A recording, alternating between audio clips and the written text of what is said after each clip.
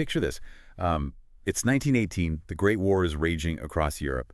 And here in America, women are stepping into roles they never could have imagined just a few years earlier. We're talking about running butcher shops, working in factories, even serving in uniform.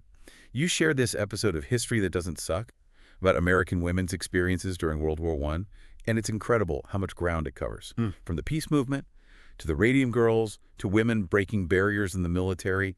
This is a deep dive into a truly transformative period. You know, it's fascinating how World War I accelerated so many changes that were already simmering beneath the surface of American society.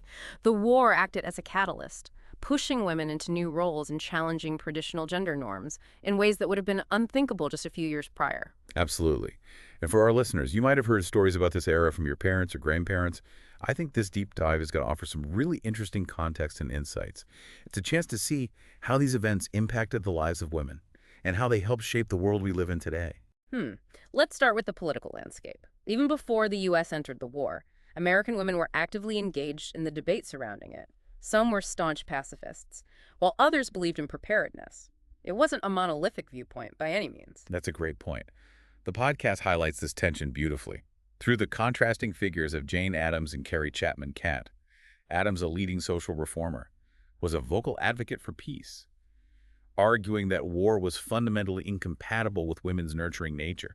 But then you have Catt, a prominent leader in the suffrage movement, who believed that a strong military was essential to protect American interests and families. What's striking is that both women were incredibly influential figures, and their opposing viewpoints highlight the diversity of thought among women at the time. It shatters the simplistic notion that all women were pacifists during the war. They were engaged, they were opinionated, and they were actively shaping the political discourse. And it's important to remember that all of this was happening against the backdrop of the Progressive Era, a period of intense social and political reform in the U.S. Women were fighting for the right to vote, they were advocating for better working conditions, and they were demanding a greater role in society. Exactly. The Progressive Era really laid the groundwork for the changes that would accelerate during the war. It empowered women to speak out, to organize, and to demand a seat at the table. So let's talk about that shift in the workforce. The podcast really brings this to life with some incredible stories. With millions of men away fighting, women stepped into jobs that were traditionally considered men's work. We hear about Sunshine Jordan, who took over her father's butcher shop in Atlanta and became the city's first female butcher. And there's Mae Smith, who became Atlanta's first female barber. Imagine the courage it took for these women to challenge those societal norms and take on roles that were completely outside the realm of what was considered acceptable for women at the time. It's inspiring, isn't it? These women weren't just filling in. They were proving their capabilities and breaking down barriers. They demonstrated that they were just as capable as men when given the opportunity. Of course, this shift wasn't without its downsides. The tragic story of the Radium Girls is a stark reminder of the hidden costs of war and industrial progress. These young women were employed to paint watch dials with luminous radium paint, unaware of the deadly risks involved. It's heartbreaking. They were hailed as patriotic contributors to the war effort, but they ended up suffering unimaginable health consequences due to radium poisoning. It really underscores the complexities of this era, the progress, the patriotism, but also the exploitation and the unforeseen consequences. The Radium Girl story raises so many ethical questions about worker safety, especially during wartime. These women were essentially sacrificed in the name of progress and profit. It's a reminder that advancements often come at a cost, and it's crucial to consider who bears that cost.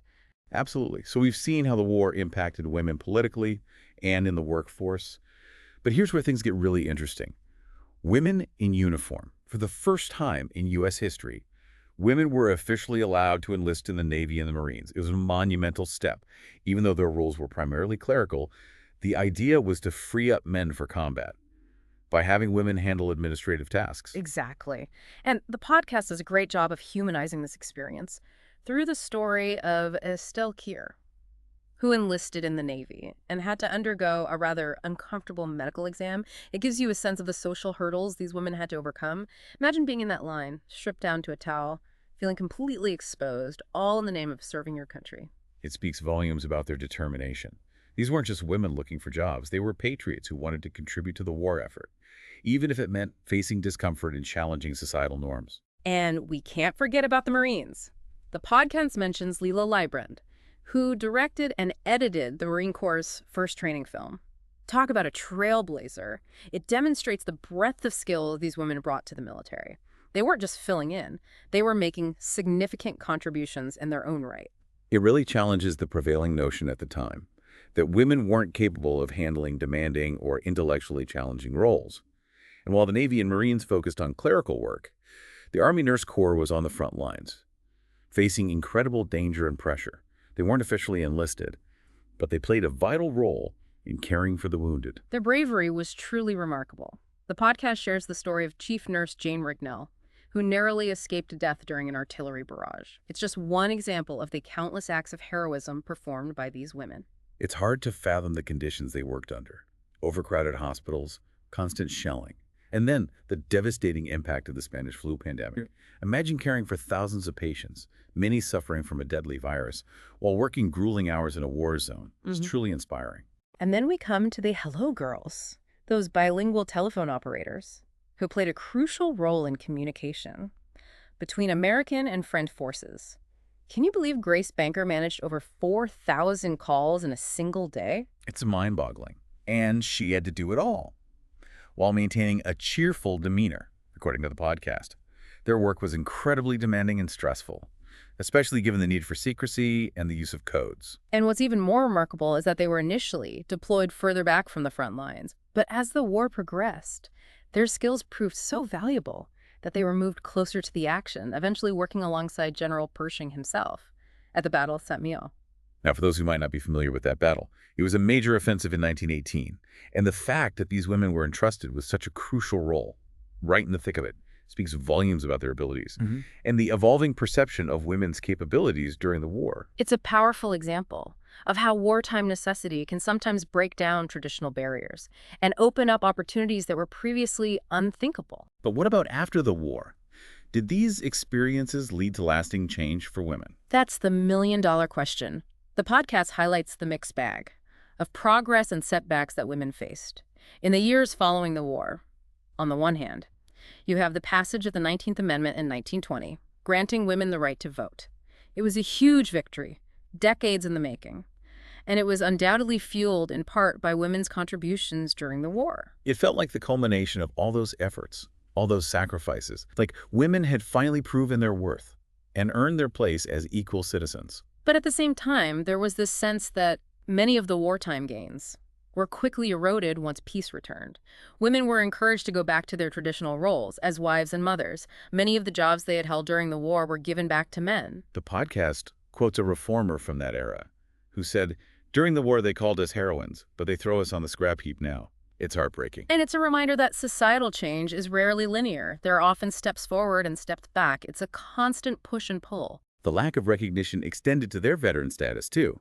While the Navy and Marines granted full benefits to their female service members, the Army Nurse Corps and the Hello Girls were initially denied those benefits because they weren't officially enlisted. Can you imagine?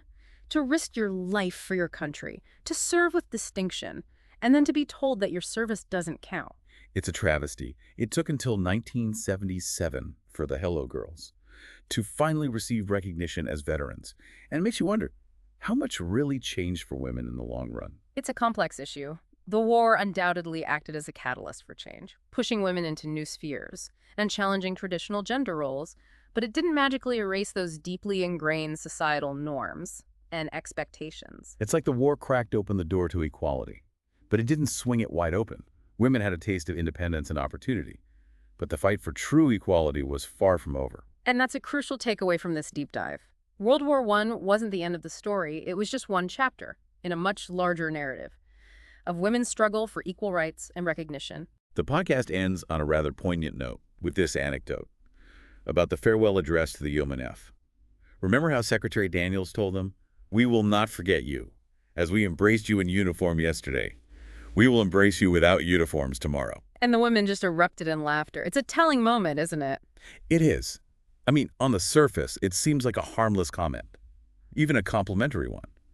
But reading between the lines, you can sense that underlying assumption that women's primary value lies in their appearance and marital status. It's a stark reminder that even after their wartime contributions, women were still battling. Against deeply ingrained societal expectations, the war might have opened doors.